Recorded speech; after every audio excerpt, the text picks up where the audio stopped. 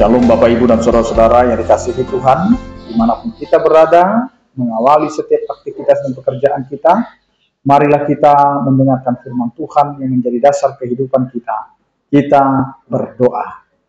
Kasih karunia dan damai sejahtera dari Allah Bapa kita dan dari anaknya Tuhan Yesus Kristus menyertai kamu sekalian.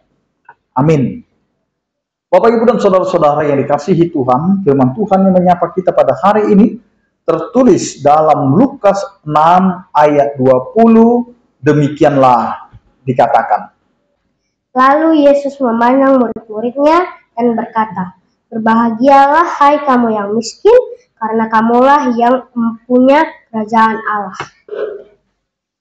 Demikianlah firman Tuhan.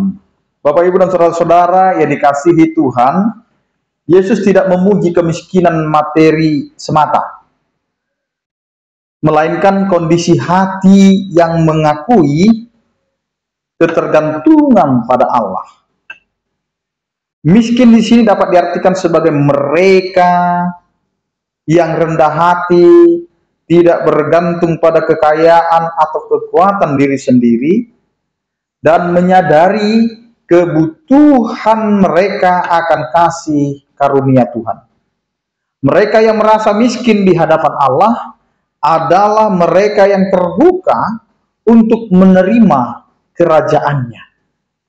Bapak, Ibu, dan Saudara-saudara yang dikasihi Tuhan, kepada mereka yang menaruh harapan hanya pada Allah, Yesus menjanjikan hal yang paling berharga, yaitu kerajaan Allah. Ini adalah jaminan bahwa meskipun mereka mungkin kekurangan di dunia ini, mereka memiliki warisan yang kekal dan kuasa rohani yang sejati. Bapak, Ibu, dan Saudara-saudara, ungkapan ini membalikkan nilai-nilai dunia. Dunia menganggap bahagia mereka oleh karena kaya, kuat, dan dihormati. Yesus menyatakan berkat kepada mereka yang mungkin dianggap remeh atau tertindas karena hati mereka terarah kepada hal-hal rohani dan kekal. Oleh karena itu, Bapak, Ibu, dan Saudara-saudara, apakah hati kita miskin di hadapan Tuhan?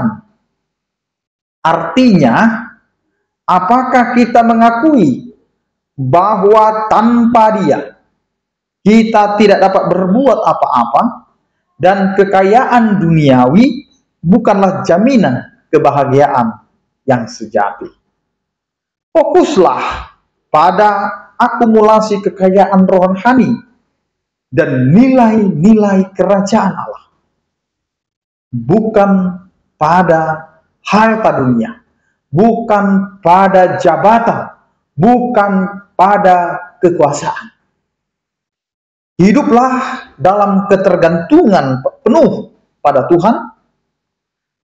Ini adalah kunci untuk mengalami sukacita dan damai sejahtera kerajaannya, bahkan di tengah kekurangan atau kesulitan hidup. Amin. Kita berdoa.